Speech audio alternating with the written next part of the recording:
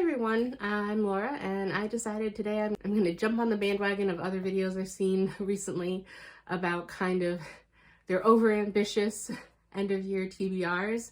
So I figured might as well share mine because it is happening mentally. So I have a lot of books here, and I honestly, with some of them, don't know if I can actually make it before the end of the year, but this is my goal. This is what I will be shooting for, and I'll cross my fingers that I manage it somehow. If not, I guess it's not too bad if it bleeds over into January, but this is my goal. So first off, for fantasy books, there were 4 books I wanted to finish before the end of the year, and one of them was Blood Over Brighthaven, which I already finished. The next is The Will of the Many. I've heard nothing but good things about this from channels I've watched, and people with very different tastes in books all seem to like it, so I had to pick it up because it sounds, if it can get that many people interested, I'm on board. So I want to read this. And next, The Way of Kings. I want to start the Stormlight Archives. I never was foolish enough to think that I could catch up in time before the 5th book was released in December. That's my goal for 2025, is to finish the first 5 Stormlight Archive books, to catch up there. But my goal is before the end of the year, I want to finish at least book 1, but it is a chunker, so I can only handle so much high fantasy in my brain in a day too. So it's not something that I can see myself, maybe once I get into it, we'll see. I don't know, who knows? But I'm guessing that I can probably only handle maybe like 200 pages of this a day max. And with working and everything, I don't know. So this is going to be something I'm going to have to pace myself through for the rest of the year.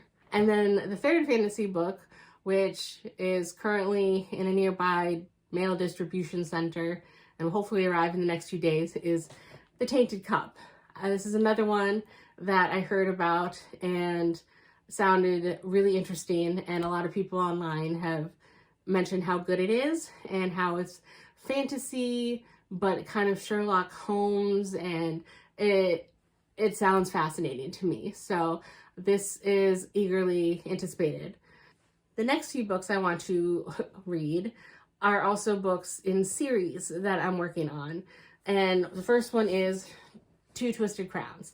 I want to finish the duology while One Dark Window is still fresh in my brain, and hopefully get the nice sensation that comes with completing something. And I really am curious about how the story wraps up, so hopefully I can use this as a palate cleanser from all of the heavy high fantasy. Next up, recently read Belladonna, so I want to continue. I want to keep going with Foxglove. I did buy Wisteria in hopes that I enjoy Foxglove as much as I did Belladonna, and I can just complete the trilogy. But step 1 is moving on to book 2 and reading Foxglove. Next is The Blackbird Oracle from the All Souls. I don't even know what it's called now if it's not the trilogy, but Deborah Harkness's A Discovery of Witches universe. I did read the 4th book recently. This is a 5th book that was gifted to me by my mom. Yes, it's the large print version. That's her mistake. But she has already asked me twice if I've finished this. So this is the one I'm currently reading. I'm about 1/3 of the way through. So this will be the next book that I finish, but it is my goal to finish this before the end of the year, and that way I will be finished with everything that is currently out for this series.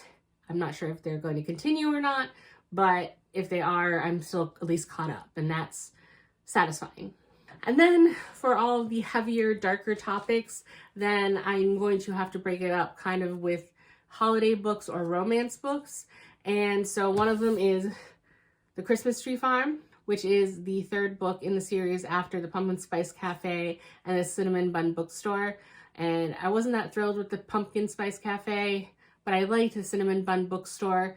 These are 2 characters in here that weren't in the first 2 books. One of them made a brief appearance and said like 2 sentences, so I don't really count that as an appearance. So I think it's going to heavily depend on whether or not I like the new characters. And so we'll see, but I'm willing to give it a shot since I did like the Cinnamon Bun Bookstore so much. So there's that. And then Meet Me Under the Mistletoe, which is a book I saw in the thrift store, and it sounded very festive and cute. It was cheap. Normally, I don't like to buy many seasonal or holiday books because I feel like you kind of have to read them in that season, and it's not something that can be picked up for me personally again and again and again, and I want to waste space on my bookshelves for books that are so restricted. But this sounded interesting, so hopefully I can read that. And there's The Nightmare Before Christmas, which just sounded hilarious to me in the bookstore. I couldn't say no because I love The Nightmare Before Christmas, and this is about, I think, the son of Santa Claus and then like the son of Halloween or something. I'm not quite sure how it works.